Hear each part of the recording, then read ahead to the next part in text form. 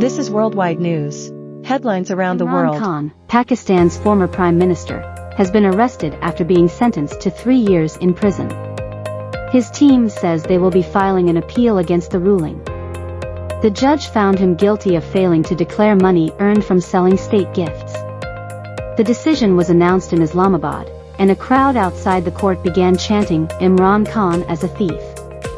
Multiple cases have been filed against Mr. Khan in the last 16 months. In May of this year, he was detained for not appearing at court as requested but was subsequently released after the arrest was declared illegal. Since then, his party has been under intense pressure from authorities, with many senior officials leaving and thousands of supporters being arrested. They are accused of being involved in the protests that followed Imran Khan's arrest. The Pakistan government will be dissolving on August 9th, and a caretaker government will take over in the run-up to the elections. No date has been set for those elections, although constitutionally they need to take place by early November. Our Pakistan correspondent, Caroline Davis, is outside of the court in Islamabad to provide the latest updates on this situation. Caroline confirms that Imran Khan has been arrested at his home in Lahore. The police arrived at Zaman Park, and Mr. Khan was taken away in vans and cars. It is not clear where he will be taken next. Earlier in court, the judge found Imran Khan guilty in the Toshakana case. This case involves state gifts that he received during his time in office and later sold. The court found him guilty of not declaring the money, was finding him that he would be in jail for 3 years, and then also directed the Islamabad police to arrest him immediately. We then heard within the space of 10 to 15 minutes or so that he had indeed been arrested in LA, or as I say, it's not entirely clear where he will be taken to. His team here said to us that they didn't expect him to resist arrest, that they were planning to appeal. But of course it's Saturday and the courts are not currently open, and so they can't lodge those appeals until Monday. Which of course leaves us with the weekend. Requests are about exactly what will happen next in Pakistan. What will be the reaction to Imran Khan's arrest? As you mentioned, on the 9th of May he was previously arrested, and we did see a large amount of discontent across Pakistan in reaction to that arrest.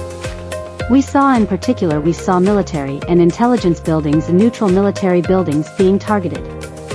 Now that is particularly surprising here in Pakistan. That is something that Pakistan has not really seen during the course of its history, for the military to be directly targeted.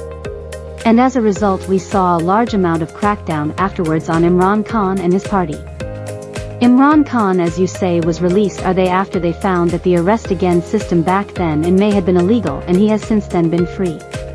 But at the same time many of his party have left the party. Many of his senior leadership and many of his supporters have also been arrested and imprisoned because of their alleged involvement in these protests that happened after the 9th of May. So the question next, of course, is how does Pakistan react now? Has that crackdown stopped people from wanting to come out onto the streets?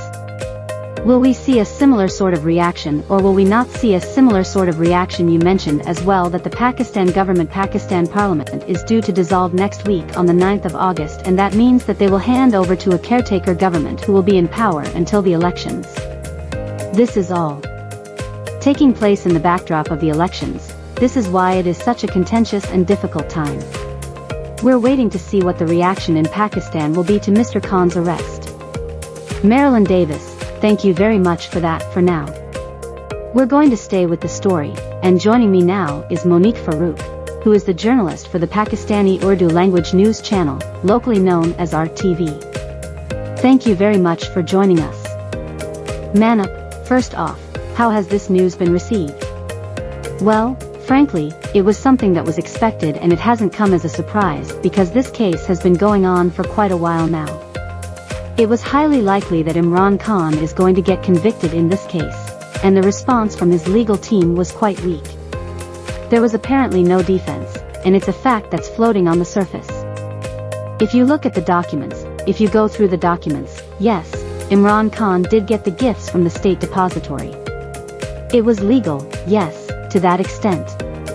But then he sold them and did not declare the amount in his nomination papers and different papers that he was supposed to do that before the Election Commission of Pakistan.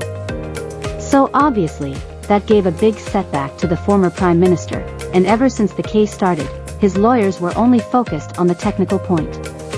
And particularly after the 9th of May, things have not been going good at all for Pakistan's Justice Party, Imran Khan's party, and things have been quite murky. Yeah, with every passing day. What do you make of the timing then? Because obviously, as we just heard there, our correspondent reporting outside of the court in Islamabad, saying that we've got the backdrop of those elections coming up soon. Does that play into possibly the decision for this to be carried out now? Well, yes, timing is of the essence, and there was a lot of discussion over it. People were quite apprehensive. Even Imran Khan was apprehensive. He did see it coming, but yes, there was a likelihood that this may happen once the caretaker government would come in and take the charge, but yes, it has happened today, and somehow the trial was done hurriedly, and I cannot say with guarantee, nobody can give a water diet guarantee that Imran Khan was given a right to fair trial according to the constitution, but yes, it was quite likely that Imran Khan is going to get convicted due to this case. And in this means that he's not disqualified to become a member of the parliament for the next 5 years by virtue of this decision. So this means that unless he gets a relief from the High Court, which his lawyers are planning to go to, his conviction will stand, his disqualification will stand, and then it appears to be quite an uphill task for him. Okay, so in terms of this political future, it's not looking good. What about the future of his party? Well, ever since the incidents of 9th May, his party workers have been running amok. His top-tier leadership has either deserted the party, or they've been made to leave the party. The workers are in disarray there. Most of them are in hiding. People are scared to come on the streets because of the incidents that took place on 9th of May. It's considered as 9/11 for Pakistan. And this is something which is out of the ordinary. The military installations were attacked, they were burnt, they were burned down, they were vandalized, state institutions were attacked. So this is something which was completely unheard of. There have been instances in the past where top political leaders have been ousted by the courts or through illegal and unconstitutional ways, but nobody ever did this. But this time, when Imran Khan got arrested on 9th of May, his party workers attacked the military installations. Just because now and ever since that time he has been defending the actions of his political workers that somehow sent a lot of people over the end, that instead of condemning them, or they're telling the people that it was not a good idea to that the military installations, he was somehow trying to defend it. So that's somehow, I think, the straw that finally broke the camel's back. Thank you very much indeed for that. Thank you.